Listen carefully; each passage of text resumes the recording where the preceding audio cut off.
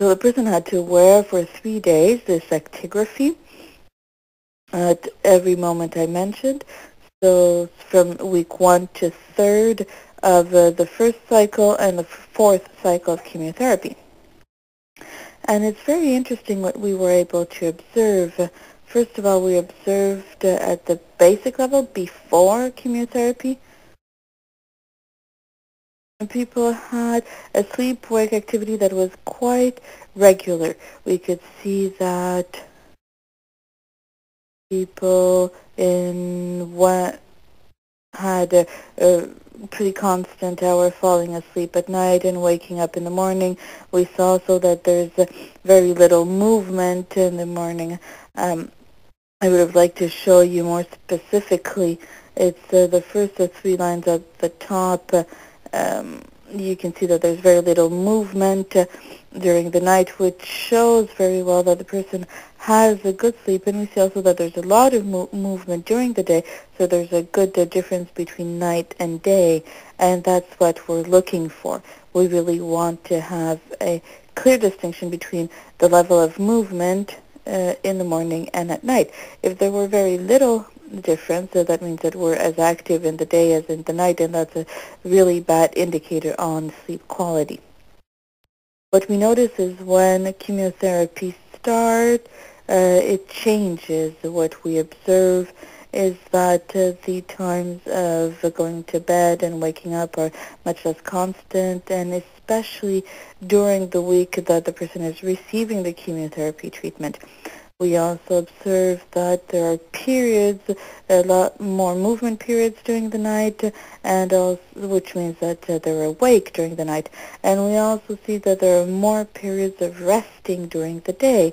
And so, of course, we know that the people getting chemotherapy will have a tendency, for example, to have more naps during the day, to recuperate maybe from the chemotherapy treatments, and this seems a very positive attitude for people who don't have a predisposition to develop sleeping difficulties. But we'll see later that the fact of having naps during the day can make sleeping during night much more difficult, because what we like to say as the clinicians, sleep clinicians, is that what we sleep during the day, we don't sleep during the night. And what that causes is that it makes our sleep much more lighter. When we sleep during the night, we sleep much more lighter. And that's what we can see in these actigraphy results, is that if you sleep during the day, the sleep during the night is of much lesser quality.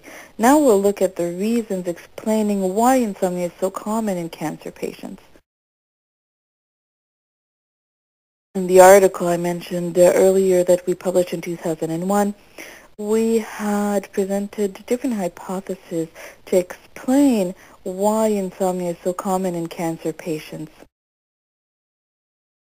And actually in that article, we referred a lot to what we know, for what we know of the factors increasing the possibility of insomnia in the general population. And we know that in the general population, women are at much higher risk to present sleeping disorders than men. Actually, we think that it's about twice as high in women. We also noticed that people who had an anxious temperament had more chances of having sleeping disorders, and also aging is related to sleeping disorders. The older we are, we become more vulnerable to develop insomnia issues. And also people who had already suffered insomnia in the past, or who have a family history of insomnia, are also at higher risk. Also, those who have psychiatric disorders personally or in their family. Also, we just saw that chemotherapy has a negative impact. So in the article, we also mentioned that most oncological treatments could be precipitating factors. And we thought about the influence that hot flashes could have on sleeping difficulties, because although we had very little information in the available literature, especially for cancer patients, we knew that in the general population, hot flashes linked to menopause are a factor that can precipitate sleeping disorders in women. And this is a question that we study in my lab. At this moment, I don't have the data with me, and I won't present it today because I want to spend more time on the intervention strategies. But what we observe in the data at the lab is that, yes, hot flashes are really related to insomnia, and we did a few studies that showed that on objective measures in the period around the hot flashes, people are much more susceptible to have a change in their sleep towards a lighter sleep. We also observed that women suffering hot flashes had much more sleeping difficulties than those who didn't. So this seems to really be an important factor in the context of cancer patients, because we know that hot flashes will be precipitated by at least two oncological treatments. Chemotherapy, which will induce a premature menopause amongst the women who weren't menopaused before the cancer treatment, or that will cause an increase of menopause symptoms. And hormone therapy also is associated to an increase of the symptoms of menopause, so hence hot flashes. Also, of course, surgery. Surgery can also induce a premature menopause, particularly amongst women who suffer of a gynecological cancer.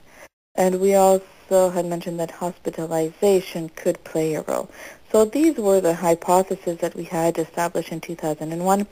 And since then, we've studied this issue in our research, and mostly in the study that I mentioned earlier that we did with 975 people being treated for cancer, and a lot of our hypotheses were actually confirmed in that study. Either that the female gender actually is a predisposing factor, the familial history of insomnia, and an arousability trait also. People who have a tendency to worry a lot. These are factors that we call predisposing factors, so factors that do not cause insomnia as such, but that increase our vulnerability to suffer of sleeping disorders at one point or another in our lives. These factors alone don't cause the insomnia. It's more sort of a fertile ground that if then there are stressing events in our lives or things like that, the insomnia is much more susceptible of showing up. And now I'll come to the precipitating factors, and they often cause stress. And what we showed in our study is that surgery, all adjuvant treatments, whether it's radiotherapy, chemotherapy, hormone therapy, they're all associated to an increase of the risk factor for insomnia. Physical symptoms, the second side effects also seem to increase the risk of developing sleeping disorders. An increase of anxiety and depressive symptoms also, an increase in physical fatigue, and here it also confirmed the hypothesis we had established on the fact that the nightly hot flashes could play an important role. So many factors that seem to have an impact on developing sleeping disorders amongst cancer patients. But earlier I said that it's not really the predisposing factors as gender or of being a very anxious person that cause these sleeping difficulties. But I would say that it's often stress agents that will have the sleeping difficulty come in, and like to be diagnosed with cancer. That's a very stressing event, and then you have all sorts of others coming up in the trajectory. It's this whole path as a cancer patient is full of stress. So when we spoke of fertile ground for insomnia disorders, this is really what is going to make the flower grow when the stress comes in. What's important to understand also is that it's not these factors that will make the insomnia last through time. It's not these factors that will make the insomnia chronic or that it will come in for months or years. It's rather